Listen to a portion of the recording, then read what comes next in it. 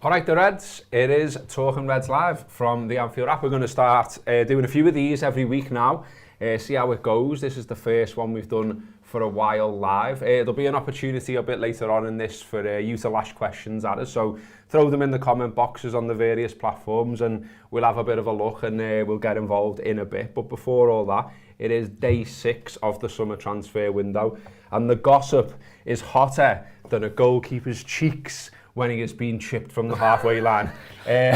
What a goal. Oh, it was unbelievable. It was like, he's not going to hit it from there, is he? And it was like the keeper knew. Yeah. You know, he knew. He was like, shit. And I mean, that's proper pinpoint. That's like a golf shot. The aesthetic of it is incredible. Yeah, so there's how far out he sends it and it comes back. It's how close he gets to the bottom of the bar. The fact that the keeper realises, I love how he ends up tangled up in the net. Yeah. It's so funny what happens to Marshall. Theatre. But he's sprinting all the way back as well, so it has to be absolutely where it is. Otherwise, he would get it because he's panicked to such a degree. It's to be honest with you, I was really struggling to get into this tournament, and then that's happened, and now I think I might just watch every game. Yeah, we'll get into it because I've got into it. You know, I got into it. I've got to be honest, from opening ceremony, like I tuned in for that and thought I'm not that up for it. And then Ness and Dorma was incredible. It was unbelievable. Like, get You'll Never Walk Alone. Honestly, like, just go and watch that if you haven't seen it. It's incredible. And then the little car bringing the footy on. I enjoyed the little car. I love the little car. Like, can we have that at Anfield? I'm Sam with the little car. There's been obviously Liverpool-related stuff going on, so I found it difficult watching Gini for Holland. I was like, I'm seeing everything that he did for us here and more. I'm wishing he hadn't gone, to be honest. The finish is excellent, and the finish shows the footballer he is. There was times towards the end of the season where I felt he was thrashing at them a little bit for us, panicked a little bit. He just steps onto that, and it's exactly, again, it's not dissimilar to the shtick one, but with a lot further out. But it's just where it needs to be, in that he's not trying to break the net or anything. He just puts it where it's not going to be stopped, and I think it's an excellent finish. He's clearly just a class act. He's clearly an excellent player. I think the thing is for us is whether or not we're just trying to get ourselves effectively a younger model. Yeah. At some point, Gini's dynamism dips, and I think that when his dynamism dips, I think he'll struggle a little bit. But the thing is, I think he's gone to the right club in that he can be dynamic for 15 games a season for them. Playing for Liverpool, he was having to be dynamic for 38 league games a season, or at least 34. For them, given the nature of the way that league operates and their dominance, you know, if I was Pochettino, I'd be building a side that's going to run away with the league first half of the season and peak for the last 16, last 8 and last 4 of the Champions League second half of the season, and Pochettino's smart enough to do that, and I think he's got a really good player. Playing for us, I just worry that, you know, suddenly we're the intensity's there and suddenly Gini just begins to dip a little bit, but it'll elongate his career, I think. Yeah. The other Liverpool-esque or Liverpool-related moment is, of course, Robbo turning out for Scotland. The first time in 23 years Scotland had appeared in a major tournament, so Robbo was 4 the last time that happened. This time he's got the armband on. Unfortunate, fair to say, that it didn't go as planned for Scotland. There was loads of nice little things as well, you know, like loads like school kids watching it and all things like that. And like I got quite into the idea. I said on one of the other Talking Reds we did, like, you know, my dad, before he passed away, did the family tree extensively. And I've got Scottish heritage, and amazing. No one's asked, but I'm telling you anyway, because during this competition, I'm like, all right, well, I can sort of get behind the Scots then, but yeah, it just didn't turn out, and Robbo didn't look like he took it well. But you want that from him as well, though. You'd want that, but I think this is where there's pros and cons to playing in front of your home crowd, and one of the cons is, you know, you could feel their need, to be quite honest with you, throughout the game, that they wanted to see them just be able to be that little bit better. Being fair to Scotland, I think, looking back at the game, it's very goals change games and change mindsets. You know, Scotland have a decent chance with Robertson. They have a couple of good chances second half hit the bar, where I think if they score at any of those moments, it's a completely different game and it rattles the Czech Republic. As it is, what the 2 goals do at the time that they come is they just settle the Czech Republic down. And it's something that we forget, I think, at times when we talk about football matches in the round, is that goals just completely change the reality of a match. And, you know, when you've got one, it has huge sort of knock-on effects, psychologically, tactically, even technically in a sense. Scoreboard pressure becomes a thing, people's touches become less sure, and I think it does for Scotland in the end. And I think the Friday night game against England may be no bad thing for them in that they're massive underdogs. It's at Wembley, so it's a different dynamic for them. They can just sit in, defend for their lives, which is what I think they'll do, and look if they can hit them on the break. And I'd also, without knowing too much about it, so I don't want to come over like a prick, I'd just be starting Che Adams. I think he's great. I think he's mobile. I think he's powerful. I'd just be starting Che Adams. Yeah, they should have Tierney back for that one as well, which I think will make a bit of a difference because he's a good player. What you've come for, obviously, is the transfer gossip. I can see people in the comments already doing the transfer gossip thing. The transfers is right. We all love it, don't we? I mean, that BBC page is something like the most viewed page on the BBC. On the internet? Through all of their content, which is absolutely wild. We all love a bit of it. But we have got at the Anfield Wrap the man who loves transfer gossip the most, Rob Gutman. So if you're not watching and listening to the Gutter Show, which is another regular during the summer, get involved and listen to Rob Gutman. Once a day at 11 o'clock. Do them once a day at 11 o'clock. Once a day at 11 o'clock, there you go. So good time to get involved, have a listen. If you don't subscribe already, you can download the app, get some free tokens and get involved. And you can hear Rob get really, really enthusiastic about every single link to Liverpool Football Club, no matter where it's from. And on that subject, there's a couple of new little bits of gossip today relating to the Reds. One, which has took me a little bit by surprise, I've got to be honest with you, Neil, is Pascal Gross. We've been linked with him. He's 30 years old. You just talked a second ago about the dynamic of Liverpool's squad and the fact that it's looking a little bit on the old side. Yeah. This is a mad link then, isn't it? I think it's a crazy link, but it feels to me a little bit like replacing a bit of Shaqiri with something else. I think Gross is a good player. I think he's been a good player for Brighton for years. Excellent set pieces. They're the absolute business. He's creative. So this is me talking Pascal Gross up. Let me be very clear. I don't want Liverpool to buy him. I think he's a perfectly good footballer, but I'm not that interested in him from a Liverpool point of view. It's come as a real... You came into the office and told me about it before. I was like, hang on, and checked it out. And there's a few people putting a bit of weight behind it. It's there. I wonder if there's some sort of diddle on that. But the one thing I don't really want... Liverpool might need to do the odd diddle here and there, but I'm looking at, Minamino on a release clause. I think even Shaqiri to an extent. And my point isn't to say Shaqiri hasn't offered a lot to the Reds. He's on the pitch and important against Barcelona. 2 goals against Manchester United. That'll do. You and me still remember David Speedy fondly. Yeah. So that'll do. But putting that to one side for a second, where we are at the minute with Shaqiri is we're worried we can't shift him. If you do the diddle transfer, there's a risk that you're not going to be able to move the player on or move the player on for the fee that you want. And it just feels to me like a little bit of one of them. I love the Neuhaus link. I'm all over the Neuhaus link. I think it's great. Talked about that on the free show yesterday. Get involved with that, but we're getting excited about that one. Yeah, this one with Gross. And I doubt it's one or the other. It might be that, as I say, Liverpool feel as though they can do a bit of a diddle and get someone who offers this in. That's what I think it might well be with him. There's possibly a release clause or something like that we found out about. Someone's got a magnifying glass on the small print somewhere and gone, oh, aye.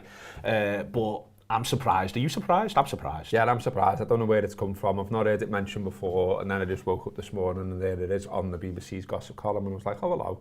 The one thing about him as well is adaptability. So got in front of me here in his career where he's played, and you got attacker midfield, central midfield, second striker, right midfield, even defensive midfield, and even a game up front. That helps.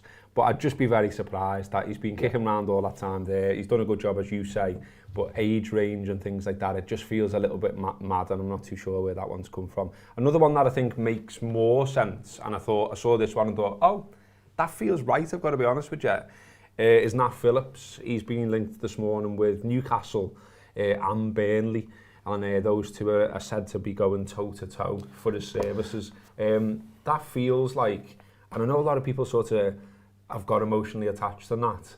One lad's even got a tattoo of him heading the brick. Of course he has. Of course he has. But if Newcastle and or Burnley are offering him the chance to play in the first team week after week in the Premier League, that feels a good move, given that he was ready to go to Swansea. I think Newcastle suits more than Burnley in a strange sort of way. I think that everyone has done the Burnley thing. Everyone's had the, well, he could go to Burnley chat. I think Burnley have been linked with another centre half as well recently, as well as Phillips. Newcastle, managed by Steve Bruce, current climate, the way they play, often 3 at the back. allows them a little bit more cover within there as well. I think Newcastle makes a ton of sense, and also Newcastle are a big club. You know, they're a big club with a good crowd to play in front of. We like going to Newcastle when we get to go. It's all the cliched stuff, but it is true. They feel like big essential football matches. I think if Liverpool can get a good fee for them from Newcastle, I think that could be one of them where it's very much all parties shake hands and everyone goes away happy with what's gone on. I think Liverpool, he would be at best fifth choice going into next season, and I'd actually argue Liverpool needs another centre half. And that I suspect will form part of the gutter show that we mentioned, because there have been numerous links to various centre halves for Liverpool the last few days, but we'll save that for the gutter show. A couple of things to mention, a couple of admin bits. Neil the Mad Bastard, along with other mad bastards from the Anfield Wrap, are going to walk 24 miles. Hello. All the best with that. It's from Southport Football Club to Anfield via various local football teams, Bootle, Marine, Everton. Yes, I mean, just 3 small clubs there that we're going to go. Just show some support to them as well, you know what I mean, as well as the people of Mumbai. Phil Blundell and Stu Wright, who I did a show with last night, and Dan Morgan, I was with them afterwards, and Stu calculated that he thinks it'll be about 55,000 steps. That's a lot of steps, it is, and I think it'll be about 8.5, 9 hours. All told, that's a long time to be perambulating through the Merseyside area, but we are doing it to raise money for a women organised kitchen and food bank in Mumbai that's supported by the Liverpool Supporters Club out there. It's interesting to me, Gareth, we've gone to a lot of places, and one of the things that I note when you're there is they've took a massive interest in our local causes. Yeah. And our local causes stretches from the work that's done by Home Baked to fan support and food banks to the quest for truth and justice for 30 years. You know, that's the span of this. Yeah. And one of the reasons why I'm actually genuinely pleased to do this is because I think it's important that, you know, we are part of this global community, and we're proud to be part of this global community. So something that goes the other way within that, I'm really proud to be part of. Yeah, I mean, you're quite right to say that, you know, it's gone the other way in that, you know, we went to America, for example, and every day that we were there, when we were doing live shows, we were raffling things off, and we were very clear what it was for, that it was for the food banks back in Liverpool, and everyone got right behind it and put all kinds of money in the jar, and it meant that we were able to return to the UK with a significant amount of cash, which we were slightly worried about at the time. But we managed to the authorities. but we managed to get it to the good cause that it was meant for. So this is sort of like a little bit of the reverse of that, helping out Reds in a part of the world where they're currently struggling. So if you can do a bit, there's more information in the description of this show, and we've also been tweeting regularly about it, stuff on Facebook and stuff like that. So wherever you're watching this, if you have a bit of a look around, you'll be able to find it. Other thing as well is that it is Father's Day on Sunday. If you still haven't bought anything for your dad and he is a Red, there's loads of stuff at the Anfield Wrap. So we've got loads of t-shirts, we've got mugs, all kinds of merchandise, and of course subscriptions which you can gift to your Al fella, your Red supporting Al fella, hopefully. Or you might just want to get him for the, you know, Blues do watch and listen to every single thing the Anfield Wrap does. Especially if Robbo's involved. Especially if I'm on it, just to give me needle. So, you know, blue or red, whatever your dad is, I'm sure he'll love the Anfield Wrap. So get him get him a subscription for Father's Day. I think that's kind of going to be it, because we're trying to keep these tight. We're just going to do a couple of comments, because we want to try and make these kind of quite interactive. We'll work on that as we go. Someone did ask there, Neil, and it's another Neil, it's Neil UK, apologies for my phone there. Neil UK wants to know, what's a diddle? A diddle is something where someone is not quite conning you, but is in a position where they know that they're going to set you up for something, and then they exploited the whole hog. So it can be sort of like a bit of bad luck, but it's a bit of bad luck that someone's exploited, and that's when you can feel a bit like you've been diddled. So for instance, last season, when Liverpool went away to Brighton, we got diddled by the VAR. Yeah, we did. Jacob Rees-Bogg says... Not kissing that, is he? He says, if Pascal Gross comes to Liverpool, I'll get me spade out and walk up to help out at Bramley Moor. I mean, you need your scuba diving suit as well. Yeah, he's not. He doesn't seem to be into that idea. Neil UK also says, I think Minamino has a future at Liverpool. I think it's a really interesting one in that there's part of me that wants he's become in my mind almost like a really shit, and I mean this with the greatest of respect, Jari Litmanen, in that I really wanted to work for him, and he plays off the front, and he's a bit of a, he's that sort of creative, really good brain, floating player. So I don't mean he's a bit shit, I just mean like Jari is a legend of football, and Minamino, you can't say that of him yet. But I do feel a bit like I almost want that player to be able to succeed at Liverpool. My concern is that Jurgen Klopp doesn't play with a number 10 and has never played with a number 10, and in fact says things like the best number 10 is gegenpressing.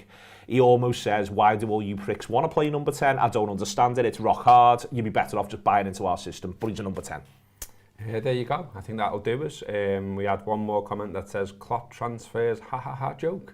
Okay mate, whatever you're into. We shall talk about ha ha ha transfers all summer, because that's what we're going to be doing on the Anfield Wrap, as well as the Euros, as well as anything else that goes on. I believe there's going to be some news later today, but you'll have to look out for that. Can't tell you what it is. Up the Reds.